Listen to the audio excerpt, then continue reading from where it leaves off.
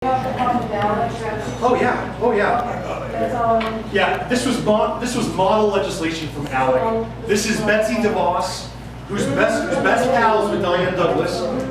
I can understand why they're friends because they have about the same qualifications when it comes to education. But we are the test state for this school voucher thing, and that's why it's so important that we get to 76,000 signatures by next month. This time next month, we got to get there because that'll put the legislation on pause until next November when we'll get a chance to vote it down. And I'll tell you, if it gets on the ballot, we will kill it. It is not popular in Arizona. So no, this is the same one, SB 1431. The one that Save Our Schools that we were just talking about. Yeah. Other questions? Yeah. So I was following the curriculum for and Greg Miller resigned. Can you talk about that a little bit? Why he resigned? Are you talking about Greg Patterson? Yeah. Oh, Greg Patterson. Yeah. I know it's Greg Miller. Yeah. So Greg Patterson resigned. This is on the Arizona Board of Regents. So he got in a shouting match with a legislator criticizing his clothing, and he recorded it, and they entered a public records request and got a copy of it, and then Governor Ducey basically just pressured him to the point that he resigned. Okay. Yeah. I thought, maybe I'm thinking of something else, but it was like a feud with Diane Douglas. Like, Oh, okay. Yes, I know who you're talking about. Yeah. So current superintendent. thank you. So Diane Douglas, I don't know if you know this, the superintendent of public instruction is also a member of the State Board of Education, and also is a member of the Arizona Board of Regents. So those who think the superintendent has no role when it comes to higher ed, the superintendent does sit on the Arizona Board of Regents as a voting member on the board. But on the State Board of Education, Diane Douglas, one of her first acts, you might remember this, or this might refresh your memory, one of her first acts as superintendent was she fired the State Board of Education staff, only to find out they don't work for her. They work for the State Board, which is a separate entity largely appointed by the governor.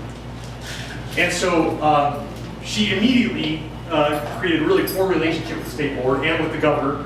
We've never had a worse relationship between a superintendent and governor, which is why it's so funny when I go on these news talk shows and they say, well, David, you're a Democrat. If you get elected, how are you going to work with a Republican governor or Republican legislature to get things done? I said, first, I don't accept your premise that we're going to continue to have a Republican governor and legislature. But for the purpose of the question, let's accept it. We've never had a superintendent who had a worse relationship with the governor and legislature than our current one. It can't be worse than that. I served 6 years in the legislature. I worked with Doug Ducey when he was treasurer. I've worked with, I know pretty much every member of the legislature. And so, you know, again, like I said earlier, you got to know when to throw stones and when to build bridges. And you have to be able to do both. And I've done that in my time. When I was in the legislature, even as a Democrat, I got bills passed. I got bills signed into law because you find places with common ground. And that's what you have to do with the State Board of Education. We have a State Board of Education that they cringe every time Diane Douglas walks in the room. And I know who you're talking about now. There was a member of the State Board who resigned and basically said Diane Douglas was the reason that he resigned. Other questions? Crow. Yes. Hi, my name is Kayla Crow, and we just recently moved to Kingman, but we have been living in Mount Tipton School District area, so Meadview and Nolan. Are you aware of some of the statistics that Mojave County's educational, that KUSD is facing? That we are the 5th most uneducated county in the nation, Mojave County, and that's between K and doctorate's degrees. Also, that we are the 3rd highest county in the nation, for grandparents to be raising their grandchildren. So there is not only an age gap there, but there is a technology gap that needs to be bridged. And a lot of people who feel that they have not been supported in their own child development, let alone raising their grandchildren. How did you do what you did in Tempe? Because I do want to support you, but I need to know how. Yeah. So, you know, what we've been lacking for a long time is educational leaders at the state level who have any experience as educators. And I think what that brings, and the reason we were able to accomplish what we did at the Tempe City Council, was because I can speak from my own perspective, but I'm a high school teacher. You know, I don't know everything there is to know about early child education. I don't know very much about early child education, but I know who does know. And so we brought in the New Directions Institute. We brought in Virginia G. Piper and Helios. We brought in experts in early childhood education. We brought in the Institute for Child Success, which is a national organization that does nothing but early childhood. Tempe was the first entity in Arizona to ever get a grant from the Institute for Child Success. They gave us $85,000 to do a research feasibility study in our city to find out what the issues were and how we could fix them. I hate to say that it's this simple, but I think a big piece of it is, and that is, we have to be willing to admit what we don't know. Yes. We have to have leaders who are willing to bring in experts who truly understand the field of pedagogy of education to make the best decisions for our community. And what we found out in Tempe, we brought in the experts, and even high school educators, even the superintendent of our high school district, who had no financial incentive for us to spend money on preschool, that didn't benefit his district directly, came in and said, there is no better expenditure that the city of Tempe could make than investing in preschool for low-income families. There is nothing more you could do to support your economy. There's nothing more you could do to get your students ready. High school educators are sick and tired of the downstream solutions, of waiting until kids get to high school and need remediation and need extra help because they didn't have what they needed early on in their educational experience. 90% of a kid's brain is developed by the time they enter kindergarten. 90%. Yet our society invests almost nothing in that key educational phase among 3- and 4-year-olds. And so we were able to actually admit what we didn't know, bring in experts, and that's what needs to happen at the state level. We need a superintendent who's going to hold the folks at the Capitol accountable when they come up with these cockamamie schemes like SB 1431 that just divest from our public education system. And we have to make decisions that invest in our future. But there's one other thing I think that we have to do. I'll make this brief because I know I'm long-winded. But we have to connect, for a lot of people, we have to help people understand the connection between education and the economy. And let me just tell you, I'm going to tell you 2 quick anecdotes. One is, when I was in the legislature, IKEA was thinking about moving its corporate headquarters to Arizona.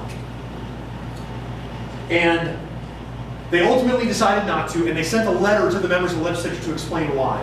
And they said, you know, Arizona, you guys have 300 days of sunshine and probably one of the best, most business-friendly tax codes in the country, but we're not coming. And here's why. Because of the lack of investment in schools from your legislature. We cannot afford to bring our business there not knowing if there will be a sustainable educated workforce to work in our company. We also can't justify bringing families who already work for us to Arizona and tell them, oh yeah, send your kids to these under-resourced public schools. So we have to make that connection economically. And let me just, so the other anecdote, Tempe, how many of you have driven down in the valley, the Phoenix Valley, driven through Tempe in recent years and seen the skyline of State Farm and Smith Barney and LifeLock and Amazon, 6 of the world's 10 largest financial institutions that now have their headquarters in Tempe. Why do you think that is? Do you think it's because we have the most business-friendly tax code in the valley? We don't. Not even close. Tempe's a pretty progressive city, right? ASU is one reason, and the other reason is that all 6 of our high schools are A-rated. Tempe Elementary School District and Kyrene Elementary School District are 2 of the best elementary school districts in the state. Businesses want to be in Tempe because of its educational system.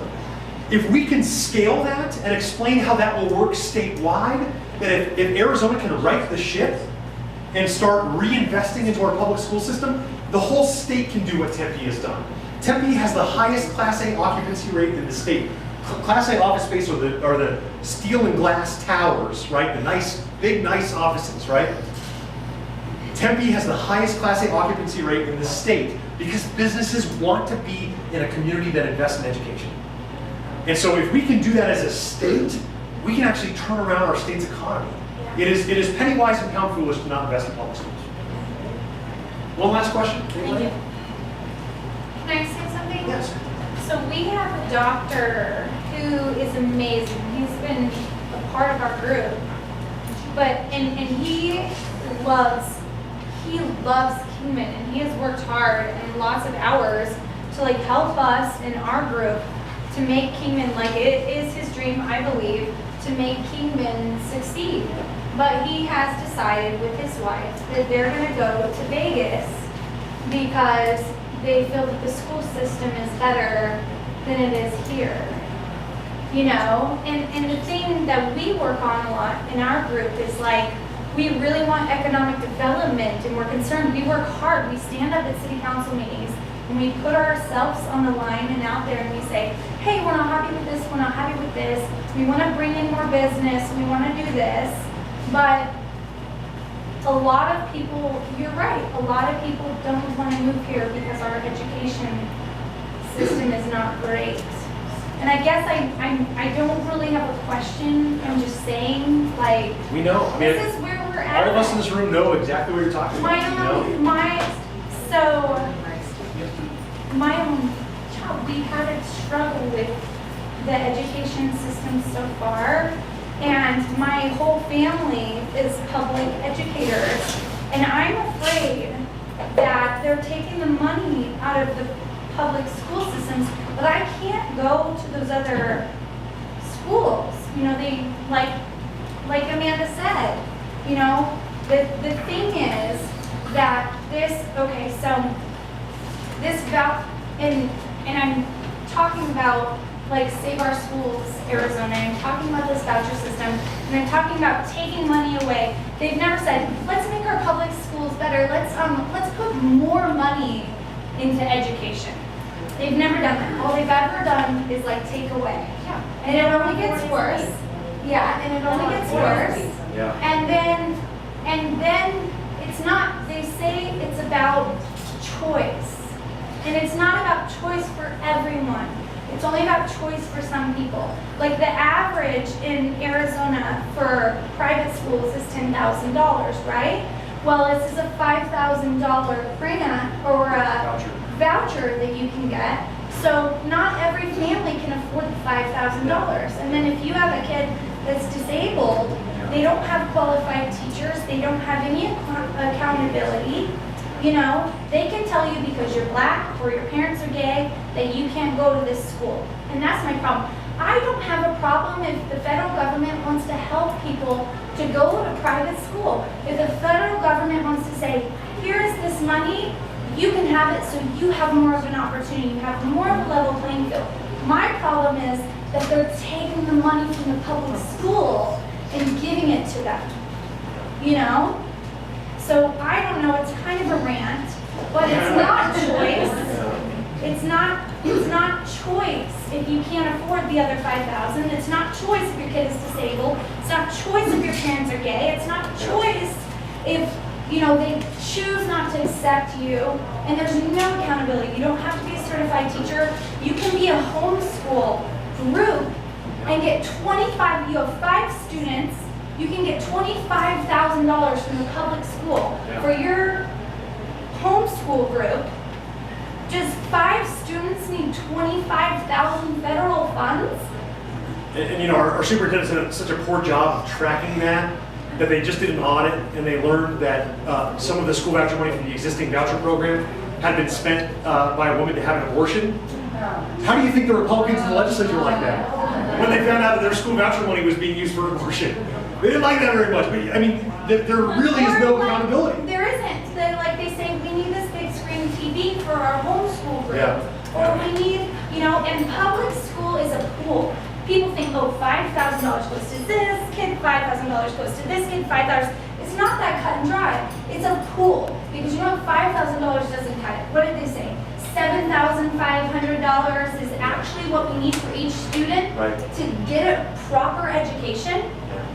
Well, that drives me crazy. You know, you just said it's a pool. If the average private school really does, cost $10,000 in tuition, you know what drives me nuts about that?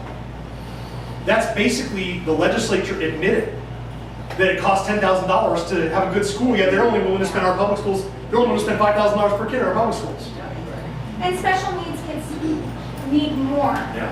They need more. And so my kid may be 5,000, your kid may be 5,000, but this kid may need more. So we put it all in a pool and we make sure everybody gets what they need.